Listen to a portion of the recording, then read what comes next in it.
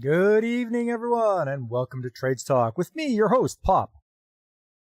And we're going to have to run a really tight ship today because after my stream, I'm going to be on stream with Nerdy Neo, and we'll be talking video games. So after you're done here, make sure you stick around for that. But yeah, probably going to enter maybe 10 minutes before the hour. We'll try to keep it sharp today. And as you know, we're going to go over things from an industrial point of view. We'll have a look around the news. We'll see what's going on with the shortage of tradesmen out there. And I'll have, of course, everyone's favorite time, picture time. So let's get right into it. As I'm getting set up here, let's say hello to you, David Glenn. How you doing?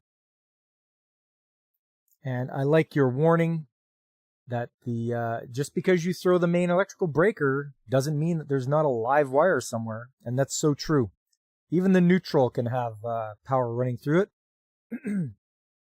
Excuse me. And then, you get zapped. You found what you think is the breaker for the line in the basement, one of those old pull switches, jury-rigged 9 ways to Sunday, would mess with it ever. Yeah, I see you. So let's have a look here. If you don't have one of these, I suggest getting one. They're not that expensive, and they're called voltage ticks or non-contact voltage tester. These things are really handy. You'll see electricians walk around with them all the time. They are, all you do is you hit a button to test them and make sure they start up. And then you just hold it next to a wire, and if there's electricity there, it'll either make a sound or glow. Some of them do both. Some of them will have a light that goes on and a little sound. I'm sure you can get them without sound as well. But yeah, volt ticks. These are like super handy. You can keep them in your front pocket, take them with you everywhere you go. Yeah, you're gonna plan to get one. Nice, good move, David. Good move. Yeah, you can get all sorts. I recommend the ones from like either Fluke or Klein because those are brand name. You don't have to get don't get the Temu ones or one from Alibaba. Get yourself one that's a recognized brand name. That way you know it'll last for a while with you. Yeah, a volt tick. Very handy. Anyways, let's get to the news here. I saw this one thing pop up, and it says, yeah, you like Klein tools? Me too. I think Klein does very well.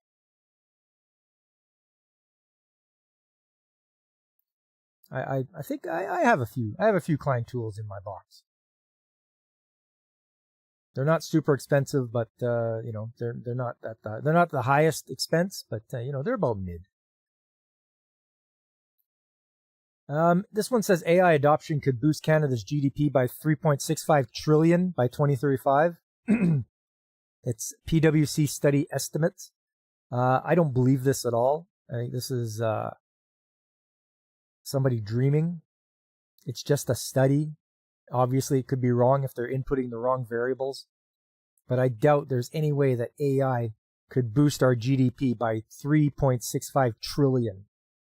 I doubt it. Like press X for doubt, and I am doubting hard. Let's see what it's have to say. This is going to try to convince me. Canada's economy could grow exponentially by 2035 if businesses fast-track their artificial intelligence adoption and respond to growing climate change threats.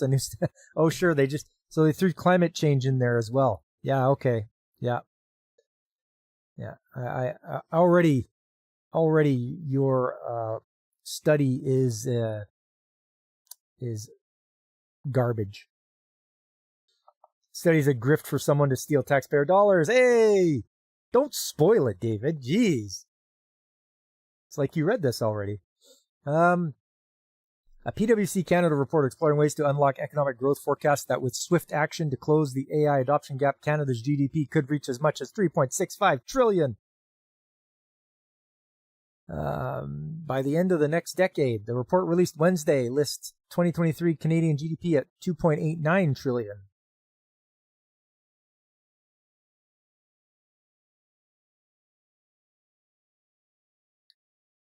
The report outlined 3 growth scenarios, each based on how fast key industries adapt to technological advancement, climate change, geopolitical tensions, and demographic shifts, which are increasingly blurring traditional sector boundaries.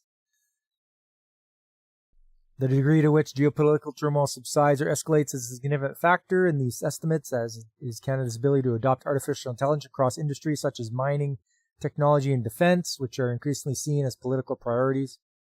First of all, I would never put artificial intelligence linked to your defense. That's probably not a good idea.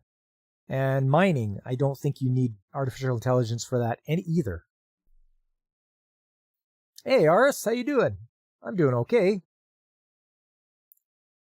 Hope you're having a good day.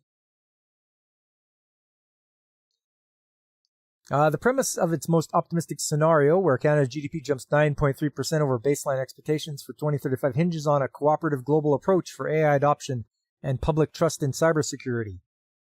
Okay, so that's what it all hinges on. So it's not going to happen because there is not going to be a cooperative global approach, and there's not going to be public trust in cybersecurity. If you're smart people will not trust this cybersecurity or the lack thereof.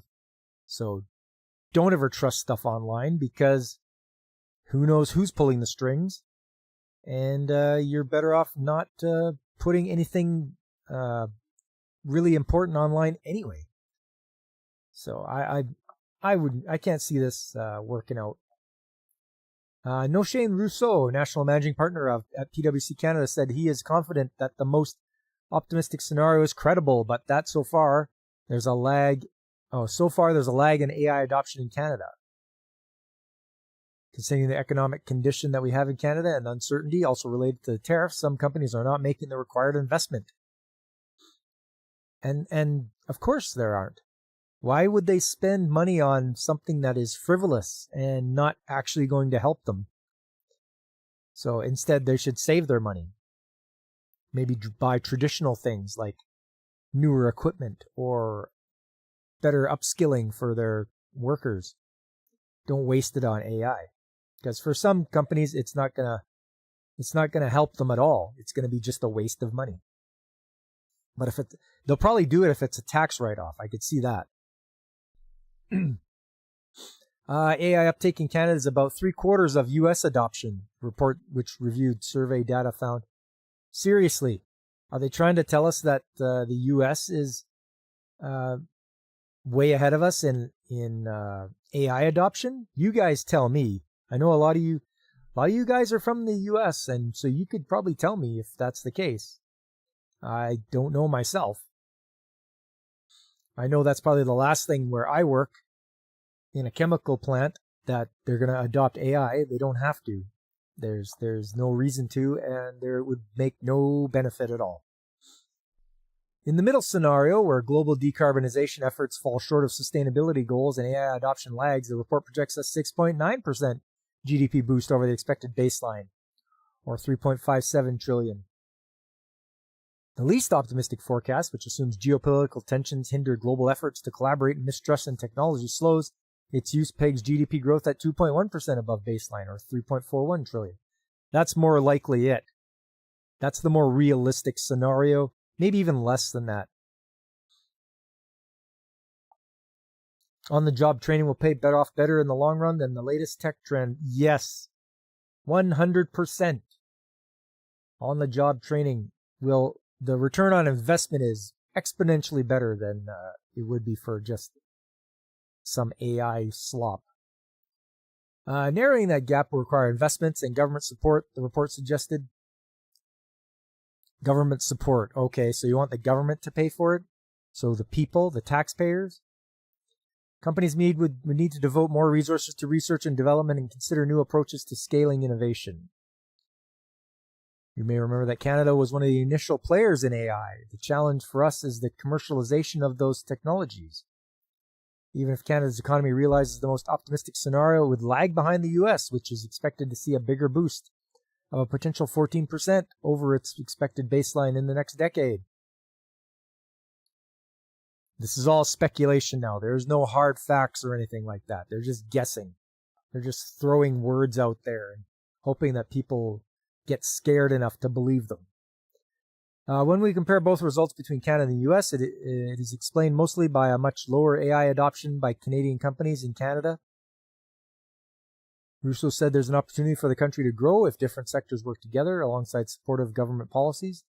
As Canada adjusts to new trade realities, the report estimates businesses would be left with limited resources to reconfigure and adjust to ongoing changes with climate change and tech. What's up, DJ Ronnie G? How's my favorite New Yorker doing? Hey, you listening there, eh?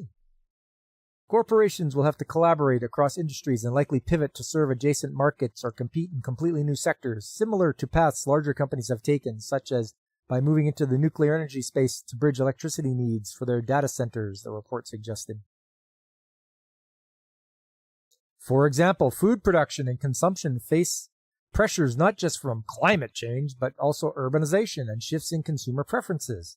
The report suggests the mining industry could help increase sustainable supplies of fertilizers such as potash, making shrinking lands more arable. You're so stupid that you thought climate change was a money refund. Yeah. And here's your climate change. Oh, thanks, but I gave you 100. But it isn't like a quarterback, which is obviously when you get a quarterback in change. Yes. Hey, what's up, Angry Canadian? Good old AC. And Serranos, how you doing, man?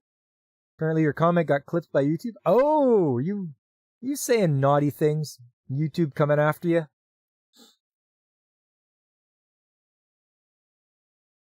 Money you find in the bushes after the leaves drop. Yeah. No, it's ridiculous here. Nice to see you guys showing up. We're just talking about how supposedly this study says that AI is going to make more AI is going to make more GDP for the country. I'm not buying it. I think this is just like David said earlier, it's just a grift. Overall, the report identified mining, technology, and defense as key sectors, among others, that can benefit from AI adoption and government policies and in turn boost growth.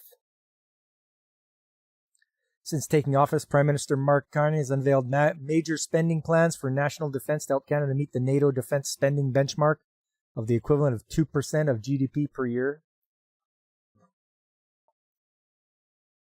In June, Canada and its NATO allies agreed to substantially hike their defense spending target to 5% of annual GDP by 2035. The new NATO agreement will see Canada's annual defense budget increase to roughly $150 billion. I mean, it'll be good for the military. At least they can get some newer equipment. More AI is going to make more GDP for the energy companies. Probably, DJ. The dot-comma bubble. More like coma. Am I right? Not a test facility, a supposedly operational 400 megawatt plant. Oh, right. You think YouTube might filter the period.com. I gotcha.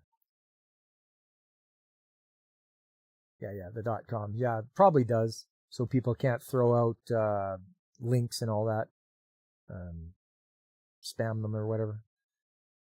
Your guess, if it works, it'll solve the energy shortfall in AI?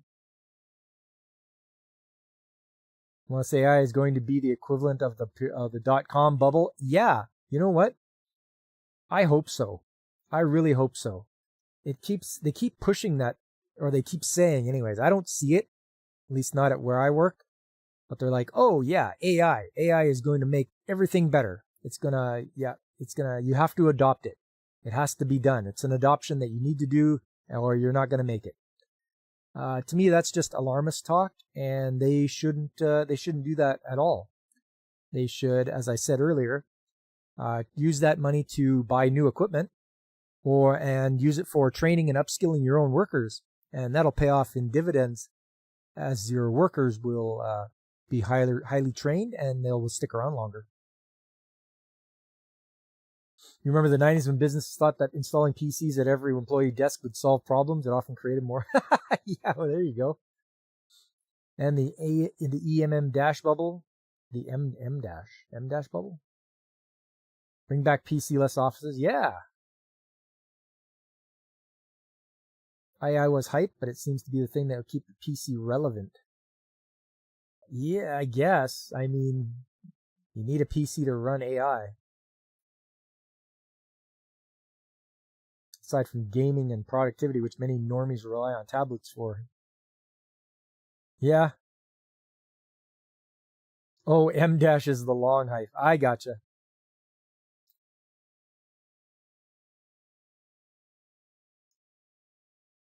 Humans never use it on laptops. I guess, eh? I know I don't use it. And I want to state right here and now, everyone, the Pop Culture Mechanic channel will always be 100% AI free. None of that stuff here. 100% human, all the time.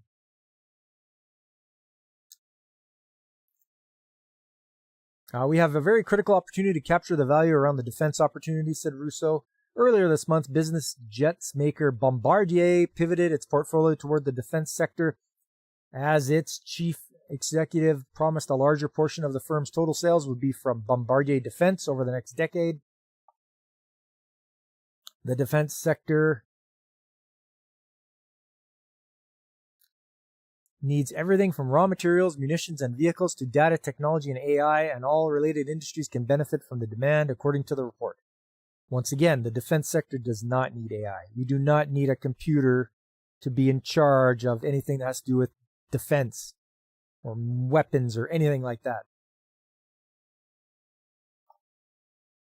So it's a dead giveaway that AI wrote something if you see it. Yeah, there you go. I'm trying to find that as well there, DJ. Trying to see whether I can pick out videos that are AI generated. AI has its uses but can't work miracles. Yes, 100% David.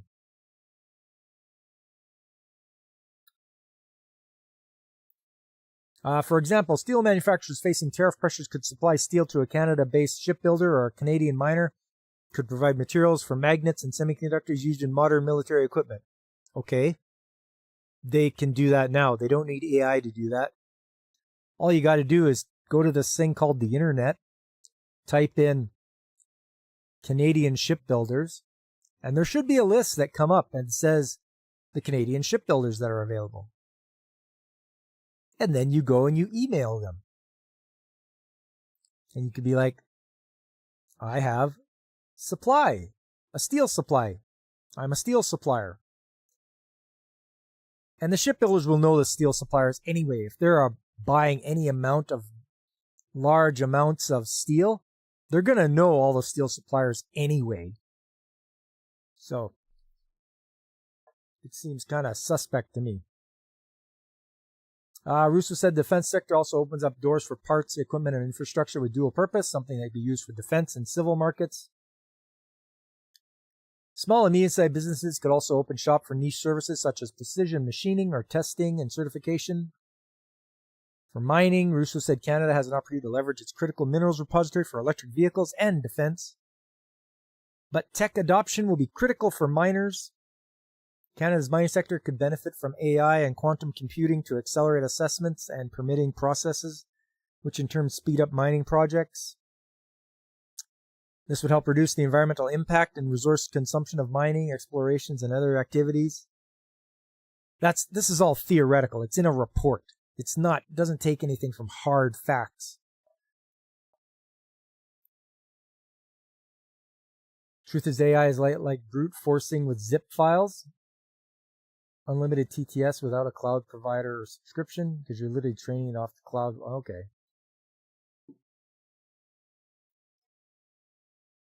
For example, the government could establish a procurement policy that prioritizes buying goods and services from Canadian AI companies. That's stupid. They could establish a procurement policy that prioritizes buying goods from just Canadian companies in general. Don't single out Canadian AI companies. Now you're hurting the other businesses that don't need AI. So pull your head out of your ass and start thinking more clearly, government. You don't need to do that.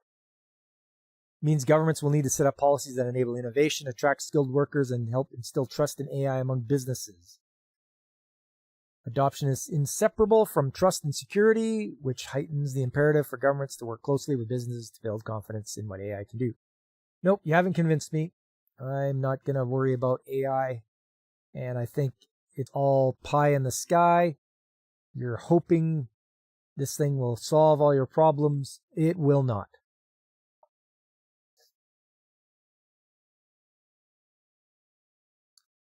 All right. But it's warmer in with your head in your ass. That's why you need to tie a string around your neck. And then you can pull it out once in a while. Take a look around. All right, that's that one. Let's move along here. Like I said earlier on, if you guys didn't hear, we're going to run a tight schedule today because I'm going to be on Nerdy Neo stream right after this. So we're going to move right along. We might even get to picture time a little bit early. I saw this one caught my eye here. This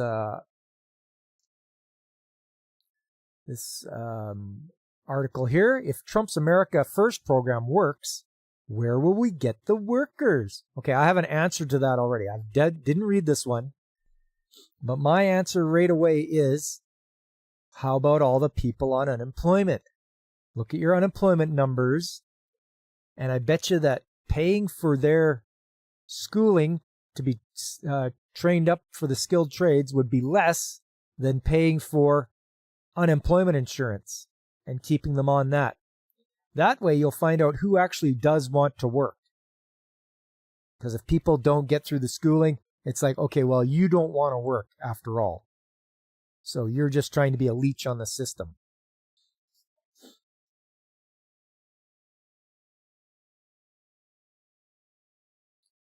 That's where you tell AI about your vintage Casio device running Windows CE 2.11 and give it some info on what works. Hey, good AC. It'll be good to see you there.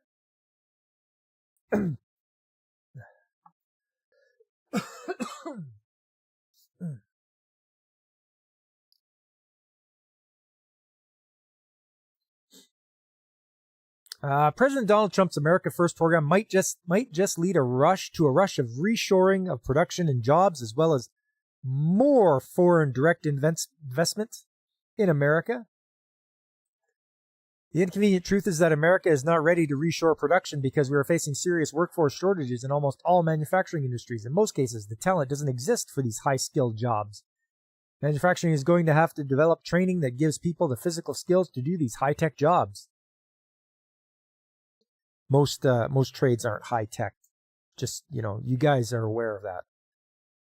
They keep saying they need these high-tech jobs.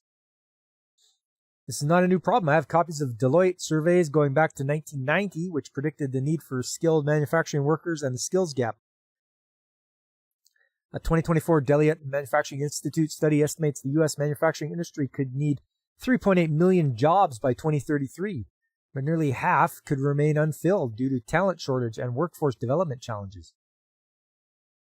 For too long, we've treated workforce development programs as a form of welfare for the recently unemployed. An Aspen Institute research paper released this week argues that federally funded workforce development, one of the key levers for long-term productivity growth, remains mostly relegated to reactive anti-poverty policy rather than a forward-looking economic strategy. Right now, we spend less on vocational training than nearly every other industrialized nation, just 0.1% of our GDP. This needs to change. I recently read a speech by Jim Farley, the CEO of Ford, who really put this problem into proper perspective. He said, "As a CEO today, I hear every day about how new technologies like AI are going to transform our economy, but I can't help thinking about the work AI can't replace. The millions who primarily work with their hands. That includes tens of thousands of Ford hourly employees and skilled tradesmen who make our manufacturing system run every day, and the millions who use our commercial trucks and vans to get the work done." Farley adds, these hands-on workers are part of what we call America's essential economy. The 95 million strong workforce powers the critical industries we rely on to keep our economy running, industries whose jobs have long been springboards for the middle class and foundations for strong, stable communities. Sectors like construction, agriculture, skilled trades, transportation, energy, and manufacturing sustain 3 million businesses and deliver $12 trillion in GDP. The essential economy is the backbone of this country, and it's in danger. There was a post on X today about the money CNC shop owners make. It also stated that most CNC shops are going out of business because the owners are aging out. The CNC shop in your small town closed for that same... Oh, man. Yeah, nobody's going to replace the people that are aging out. That sucks. And CNC is nice clean machine shop you can work in. Just do some programming. You can program your machine, knock out parts. Farley continues, in my own industry, we're going to need over 400,000 new auto techs over the next 3 years just to keep pace with demand. The construction industry is short 500,000 workers today, and manufacturers need 419,000 more workers for expanding factories. Here's 4 reasons why young people aren't interested in manufacturing jobs. The emphasis on college. The first problem is that there is still a pervasive cultural emphasis on college education. American households still believe in a 4-year college degree as the primary path to success. Skill gaps. High school education often lacks the technical skills and basic education skills needed for modern manufacturing. Number 3, the dying industry perception. According to the Economic Policy Institute, American corporations have outsourced more than 5 million jobs and 91,000 plants have closed since 1997. So why wouldn't young people see U.S. manufacturing as a declining or dying industry? There are many more attractive and safer vocations young Americans can pursue these days, like nursing, programming, and working at Amazon. Oh my God, why would you say that? Whoever wrote this is an idiot. Attractive and safer working at Amazon is not a vocation. Right? It's a job. It's not a career. You shouldn't plan to work at Amazon for the rest of your life. Nursing is good. Programming, with AI, programming is going to get wiped out. You can't tell me that that's wouldn't be one that's going to be one of the ones that getting rid of. Wages. According to the Bureau of Labor Statistics, the median wage for machinists in America is $50,000. It takes 8,000 hours of apprenticeship training to be awarded a journeyman certificate. Many young people view the years of training to become a machinist versus the wages are not worth it. That's because they're idiots. It is worth it. You get a wage increase every year of your apprenticeship. So as you go along, your wage is going to get higher and higher. And of course, you're an apprentice. You're not going to get paid top rate because you're not that good yet. You need that 8,000 hours of training. It's what you need to be successful and to be a skilled machinist.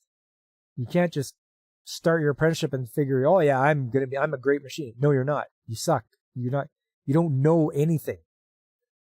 So do your 8,000 hours, and then at the end of it, you can see a definite change in the skill you have as a machinist. 4 ways to fix the problem. Okay, here's how we fix it. This is an opportunity because tuition has priced college beyond financial ability, and many young people burdensome college loans are also a turnoff. Manufacturers need to promote the skilled trades by offering paid apprenticeships, on-the-job training.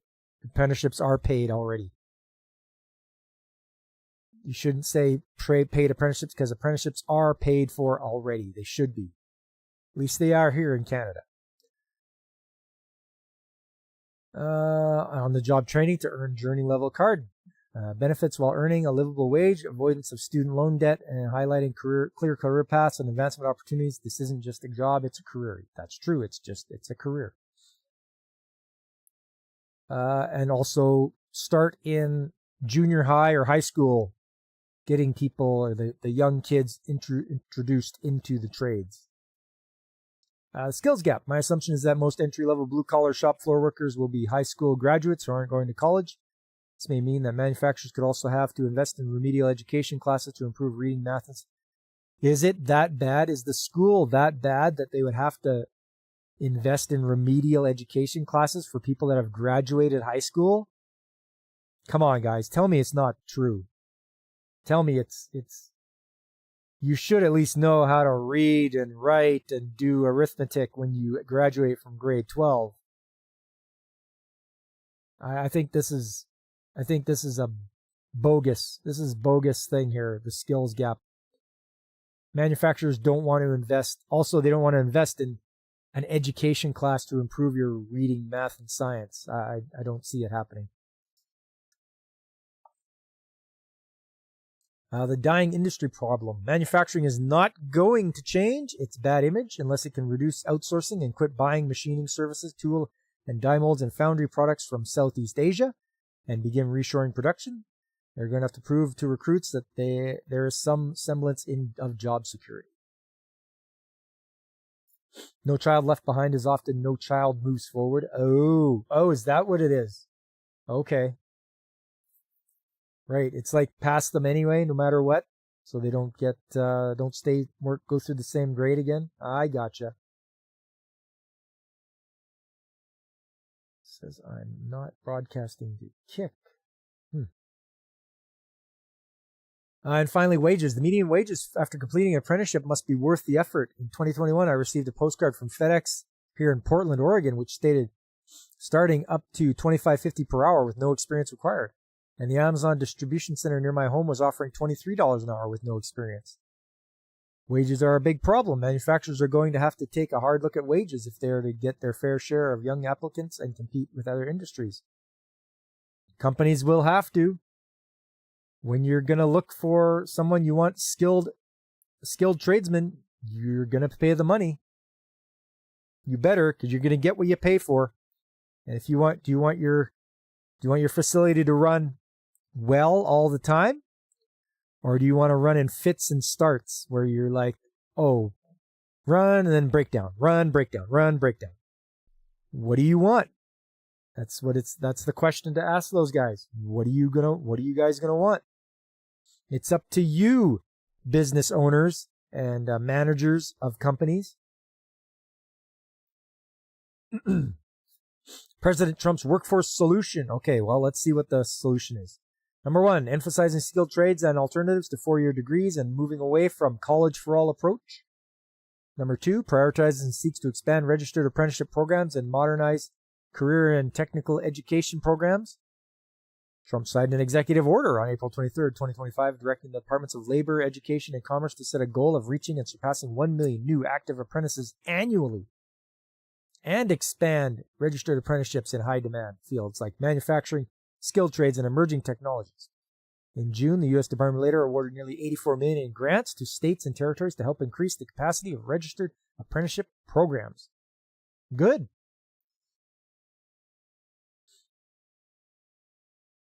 You get what you pay for. Unfortunately, people only want to pay for cheap crap and get a great product out of that somehow. Yeah, they're delusional, Serranos.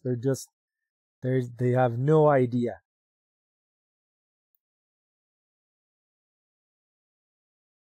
Companies like IBM used to hire bright individuals and then train them for the area most in need. Used to work very well. Hey, that sounds good. That sounds really good.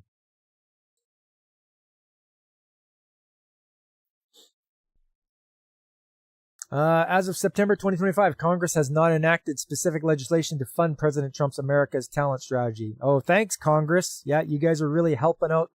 That's how I know you're not serious about it, is because the Congress doesn't want to do anything to help the young people out. Doesn't want to do anything to make America better. So that's the average person has to get on their congressman's case, get on their case and tell them. I don't know if that works, but it seems like you got to do something to try to convince them to get going. Hey, Alex, how you doing? Nice to see you around. I'm going to be, it's going to be a shorter stream because I got to head over to Nerdy Neos at the top of the hour. So we'll be talking video games over there. So I'm looking forward to it. Like his tariff program, the apprenticeship initiative is inconsistent and contradictory. What is needed is a nationwide program that is funded well enough to train workers to fill the projected 1.9 million unfilled jobs, as well as 1 million new apprentices per year. Okay, well then do that. Do it. One of the big questions is whether America's multinational corporations will invest in apprenticeship-type programs that take thousands of hours to complete. For decades, these companies have avoided high-skilled apprentice training by buying the services and products from Asia. They will probably demand financial incentives, tax abatements, and subsidies to invest in training programs. Perhaps it will take a tidal wave of reshoring and national emergency to incentivize both government and corporations to... It's going to take an emergency. Guys, let's face it, it's going to take something like that to get any kind of movement out of the government and corporations. They don't want to, obviously they don't want to help you. Corporations are greedy. They want to keep all their money for their shareholders and for themselves. They don't want to do anything, but then they're going to suffer the consequences. They have no one to blame but themselves. Oh, you didn't get somebody to fill the shoes of that guy that's retiring who knows everything about your plant? Oh, well, you're the only one to blame. That's all that's going to happen. And your business is going to go down in flames. You're going to, it's going to perish. Like a war. Oh, man, let's hope not. I don't need any of those anymore. All right, looks like we're right on time here, guys. That's it for that that article. Let's go to picture time. It's picture time. And I have a video for you guys today. Just go like this and like this. Okay. And go like this. We'll capture this. There you go. There's some Hokkaido gals. They're super adorable. And yeah, is this it? That's it. Make it bigger for you guys. So we got a new vessel. So when you get a new vessel, you have to change the gasket that it was shipped with, just because of all the jostling around and everything like that as it's being moved. So you change the gasket, and then you have to do a proper torque and bolt sequence. So you can see the numbers on here on this Manway. They are numbered 1 to 24, and they are in a specific bolt sequence pattern so that you can pull the flanges together and they will not be cockeyed or anything like that. They have to go together square. Okay, so, and as you can see by that windsock there, it's a very windy day out, like super windy. So there you go. So there's the numbers you can see. Let me just pause it here. You can see all the numbers. They're in different spots because that's the sequence you do them in. And it goes all the way up to 24. So let's see here. There's one of the studs there. This thing is 1.25 inches in diameter. And the nuts that go on it are 2 inches in diameter. So I needed to get a 2-inch socket and a 2-inch wrench. Just like tires on a car. Exactly, David. Exactly. Whereas you have like 5, 6, or 8 on your car. 5 on your car, maybe 8 on your truck. These are 24. And I'm using some silver anti-seize. There it is there. You can see how big that nut is. That's a big... That's 2 inches in diameter. You put one on the back and one on the front.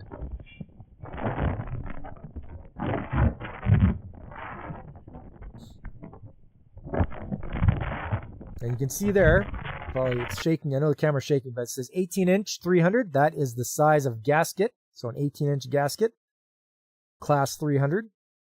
And then 24 bolts. So you have to put 24 bolts on this thing. And they technically aren't bolts, they're studs, but whatever. And I should have found a better spot for my camera. It's I'm still learning how to use my body camera, so probably didn't get a good spot for it. There we go. That one goes in there. And we hop around this side.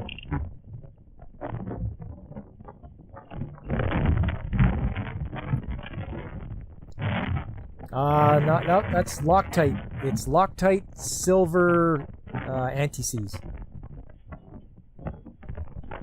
And we use silver because it doesn't have any sulfides in it, apparently.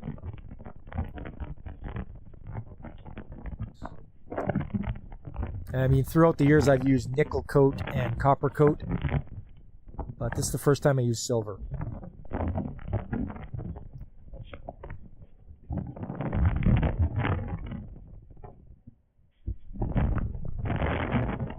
Sounds included. Yes, yeah, Alex, lots of sounds. At least it's not freezing cold where you're doing. No, it wasn't. Like I say, it was windy though. I think that's what you're hearing right now.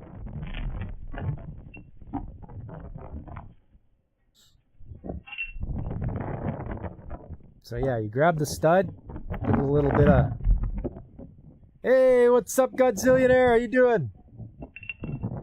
Everyone's favorite kaiju. Yeah, as you can see,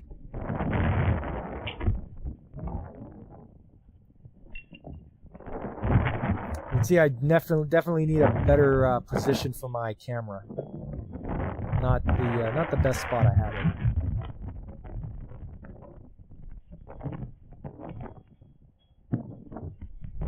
Good camera though, nice and clear picture.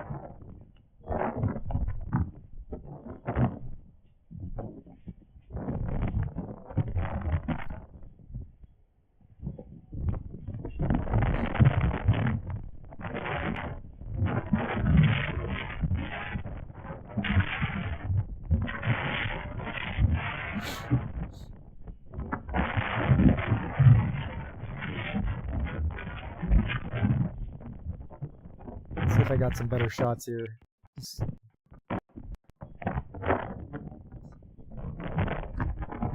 So this is very time consuming, and I haven't even started with the torquing yet.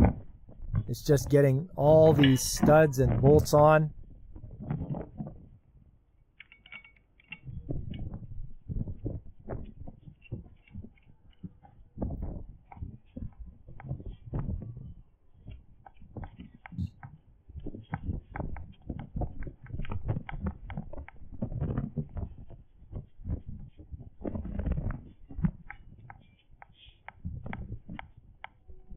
Like the camera work of your average Bigfoot. I know he's out there. I've seen him.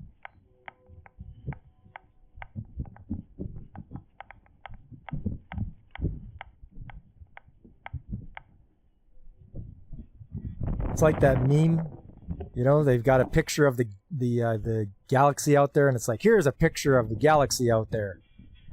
And here's the picture from a bank camera. It's like, just looks like 8-bit.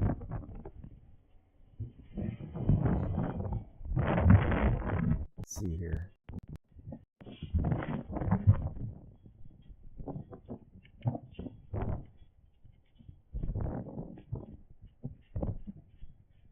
Slowly getting them all. There's a lot. The thread size of these studs, Godzillionaire, are 1¼ 8. So 1¼ diameter, 8 threads per inch. And they're 8 inches long studs. Cameras turn into dowsing rods and point at the ground whenever Bigfoot's around.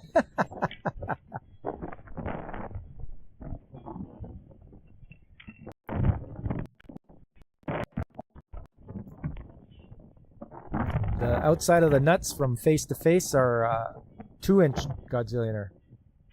So I had to buy myself a 2-inch wrench, 2-inch size combination wrench.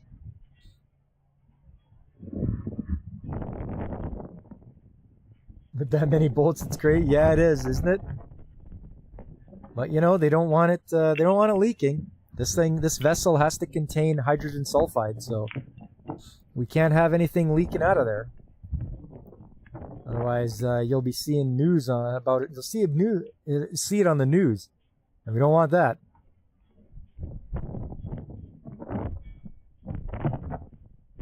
But you can see here, at least this Manway has a holder, a swing arm, so you don't have to lift it down. The door is so bloody heavy; it has its own arm that you can use to open it.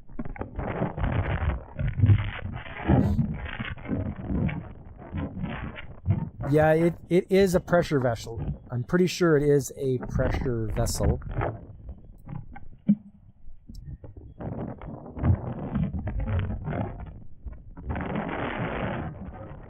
We've got PSVs on it and everything like that. Like what we talked about last week. The PRVs, or pressure relief valves.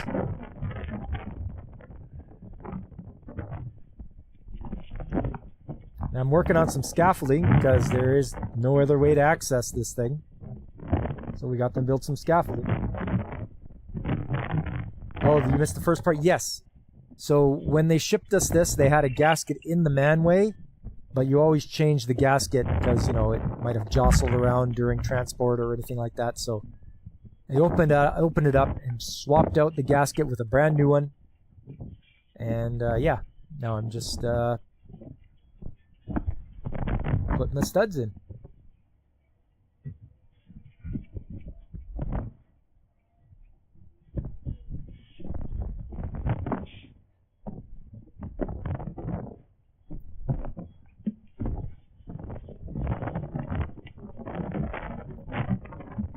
Now with the lubricated bolts, or the nuts on here, we got to change our torque value, because you'll always get more out of a lubricated bolt. You can actually get it to the point where you strip the threads right off of it, because there is charts for lubricated and non-lubricated studs and such when you're putting nuts on them. I believe these ones are going to go up to about 505 foot-pounds. So that's good, because our torque wrench only goes up to 600. Since David mentioned Bhopal, that might potentially be a good series of videos, disasters from improper maintenance and such. Yeah, I mean, I wonder if I should bring that on as a segment onto my show here. Disasters from improper maintenance. That's actually a really good idea. You know what? I think I should write that down.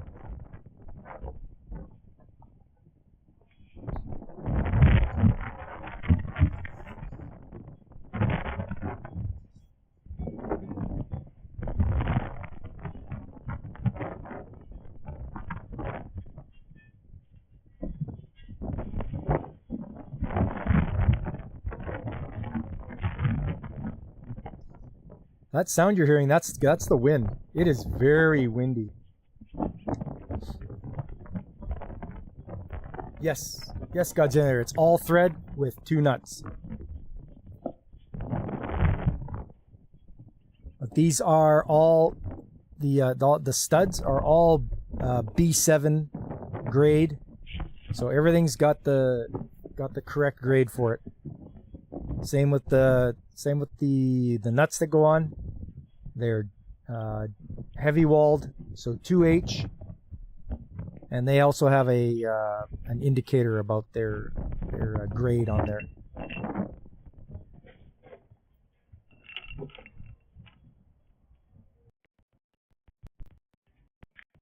So I worked my way through, and I made it through all of the studs, but they were 8 short. We were short by 8. That's the wind. We thought you had beans for lunch. Oh.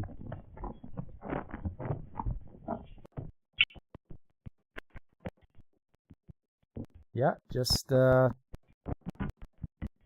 everything in there, and then yeah, I'm out. I'm 8 studs short. Something happened in shipping or something. I went and looked in the crate that everything came in. There was no more studs or nuts. So I had to order some more. Geez, short? Yep. Short by 8 studs. So I ordered more. They came in today, or yesterday they came in, and I'm ready to install the rest of them. Only 8? Nah, it'll be fine. Yeah. Nah, it's alright. It's all good, right?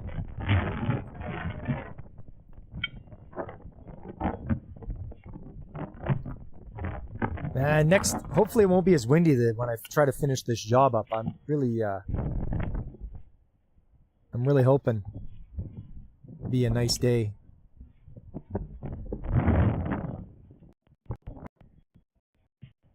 So yeah, and as you guys saw, the title of the stream was one emergency at a time. And I always tell my managers that, you know, if there's things that are not going right, I just tell them, no, just one emergency at a time.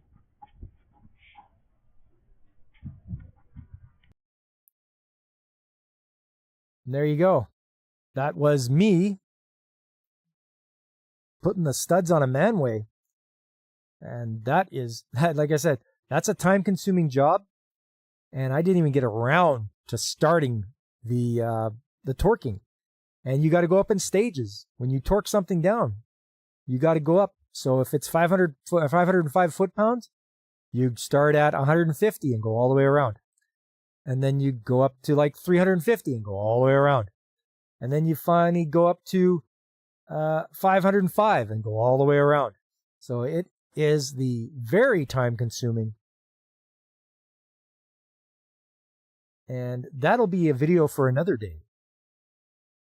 I'm going to get the rest of that. And I hope you guys will join me for that.